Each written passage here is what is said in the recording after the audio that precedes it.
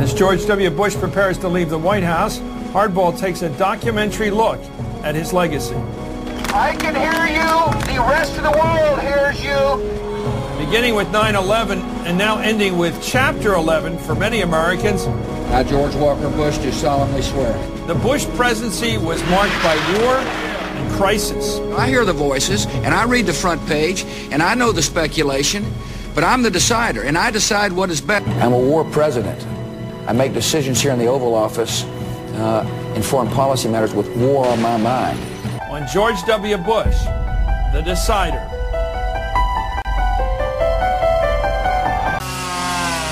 George W. Bush spent the month on vacation at his ranch in Crawford.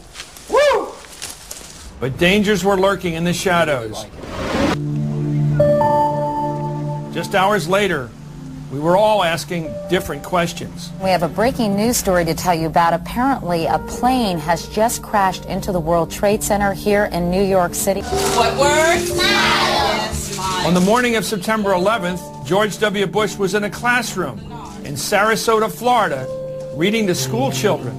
Andy Carter walked in and whispered into his ear that, Mr. President, second plane has hit the second tower, America's under attack.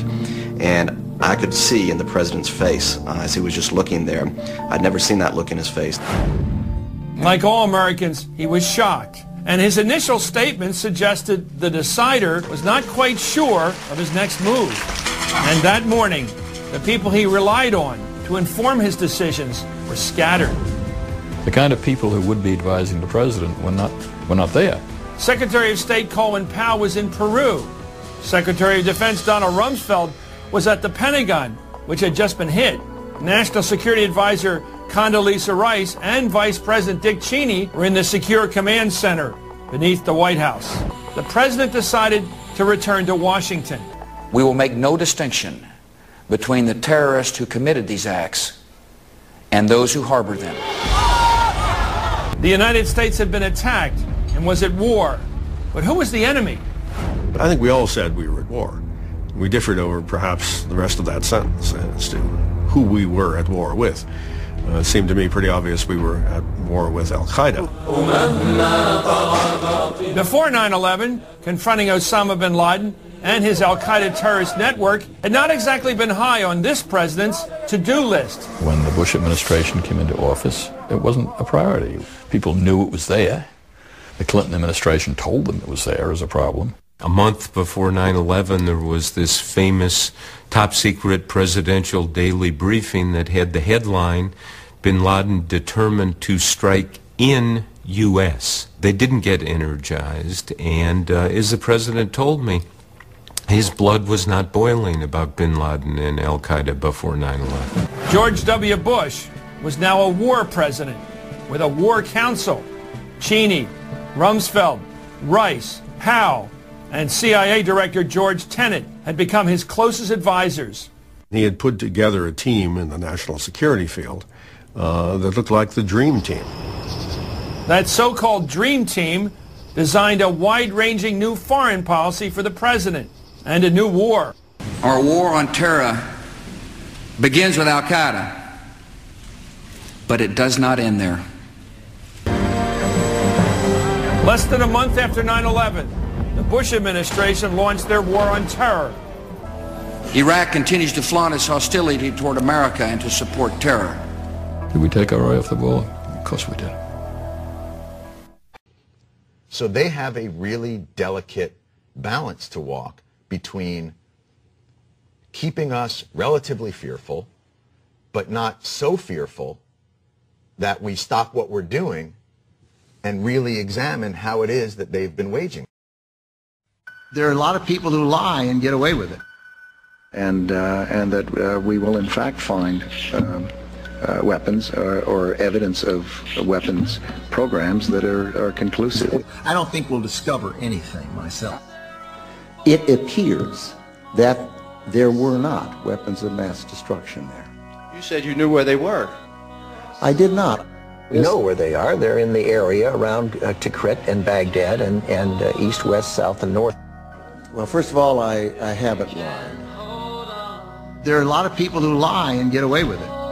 You have said in the past that it was, quote, pretty well confirmed. No, I never said that. Okay. I never think said that is... No, it's absolutely not. What I said was the Czech intelligence service reported after 9/11 that Atta had been in Prague on April 9th of 2001 where he allegedly met with an Iraqi intelligence official.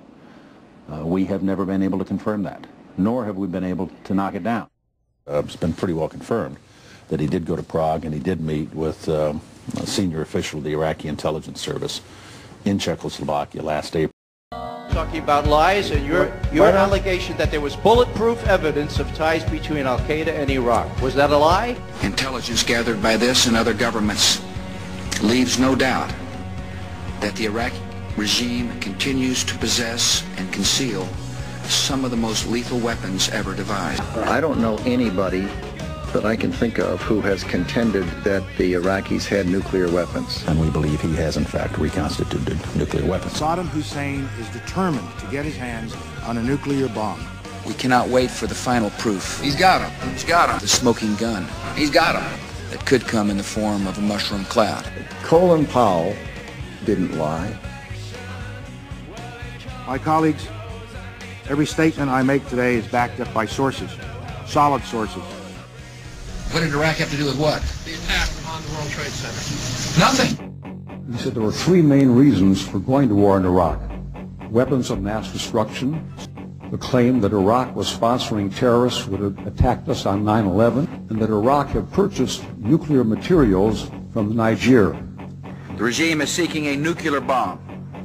All three of those turned out to be false. First, just if I might correct a misperception, I don't think we ever said, at least I know I didn't say, that there was a direct connection between September the 11th and Saddam Hussein. Who does the president think he's effing kidding? Of course, it was information that was mistaken. There are a lot of people who lie and get away with it. People who lie and get away with it. People who lie and get away with it. Those weapons of mass destruction got to be somewhere.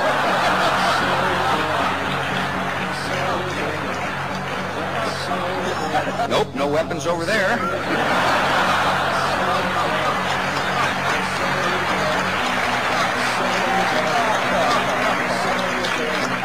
Maybe under here.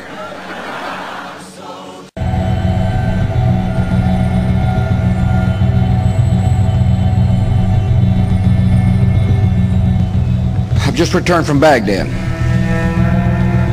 And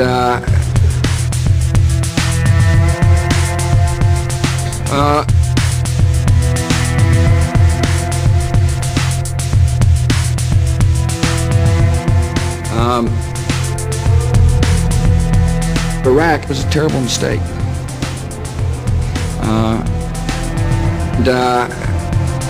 It's clear that wrecked a lot of lives. Sorry. When you have a precedent set like that, and you have somebody, George Tennent, acknowledging in his book that he knew that the administration was deceiving the American people into a situation that is murdering young men and women from this country and others, that George Tennent and Dick Cheney and Condolezza Rice and George Bush et al. Should be in fucking jail.